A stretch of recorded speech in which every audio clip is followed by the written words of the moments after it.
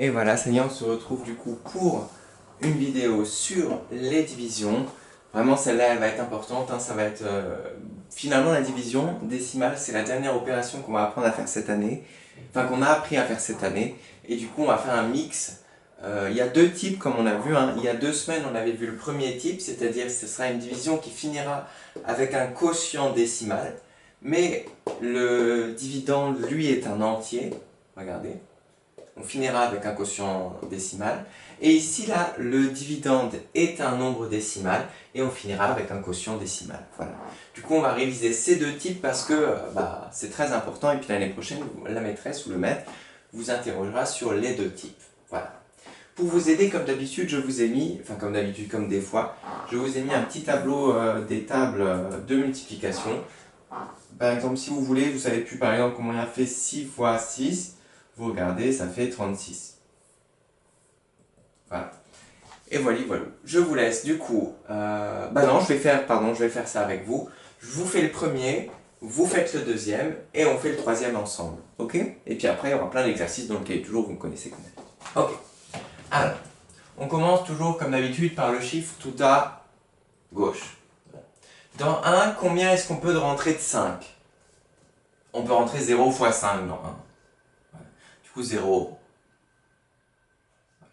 Et du coup, 1 moins 0, 1. Okay. Ensuite, on a le droit de descendre le deuxième. Dans 12, on peut rentrer combien de fois 5 sans dépasser? Regarde la table de 5, 5, 10, 15, ah là 15 ça dépasse. Bon, on peut rentrer 2 fois, ça fait 10. Voilà. On peut rentrer 2 fois et ça fait 10. Du coup, on soustrait 12 à 10, ça fait qu'il nous reste 2. Et voilà, on aura le droit de descendre le 4.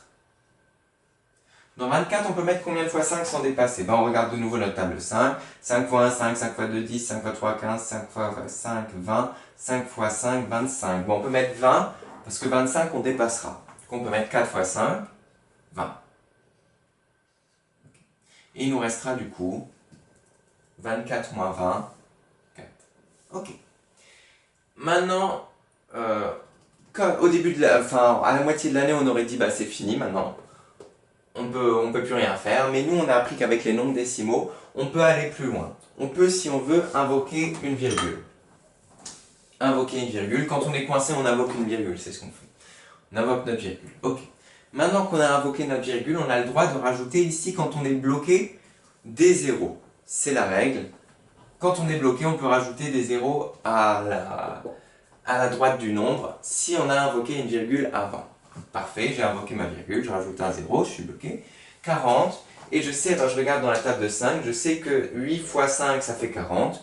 Du coup, je peux rentrer 8 fois 5. 40. Voilà. Et il nous reste 0, on a fini. Du coup, 124 divisé par 5 égale 24,8. 24 et 8 dixièmes. Voilà, et ça on peut le souligner, voilà.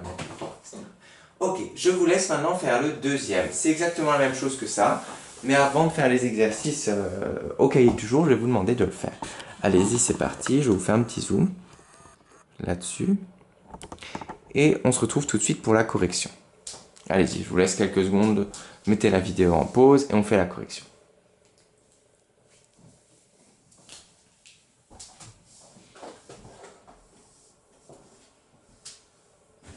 Allez, on y va, c'est parti. Let's go. Correction. Alors, je vais garder mon zoom, mais il ne faudra pas que j'oublie de l'enlever, mais je suis sûr que je vais l'oublier, c'est pas grave. On commence toujours par le nombre de gauche. Dans 1, on peut mettre combien de fois 4? 0, c'est pas possible. Donc on en met 0. 1 moins 0, 1. Voilà.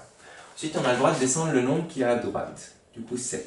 Dans 17, on peut mettre combien de fois 4? On va regarder dans notre table de 4 ici. 1 fois 4, on peut mettre 4 fois 4, 16. Mais après, sinon, ça fait trop, ça fait 20. Du coup, on peut mettre 4 fois 4. 4 fois 4, on a dit, ça fait 16. Du coup, on enlève 16. Et il nous reste 1. Là, on est bloqué, du coup, on va faire invocation. On va invoquer 0.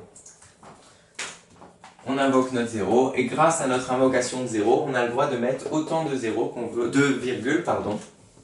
On invoque la virgule. Et du coup, grâce à cette virgule, on a le droit de mettre autant de zéros qu'on veut quand on est bloqué dans le résultat. On va mettre un 0. Hop là. Dans 10, on peut mettre combien de fois 4? On regarde. On peut en mettre 2 fois, ça fait 8. Okay. J'en mets 2 fois. Du coup, je soustrais 8. 10 moins 8, je sais que ça fait 2. Voilà, on est encore bloqué. Du coup, heureusement, on a invoqué la virgule avant. On a le droit de mettre un 0 encore. 20, on peut mettre combien de fois 4? Bon, on peut mettre 5 fois 4. Et ça fait 20. Et on aura fini.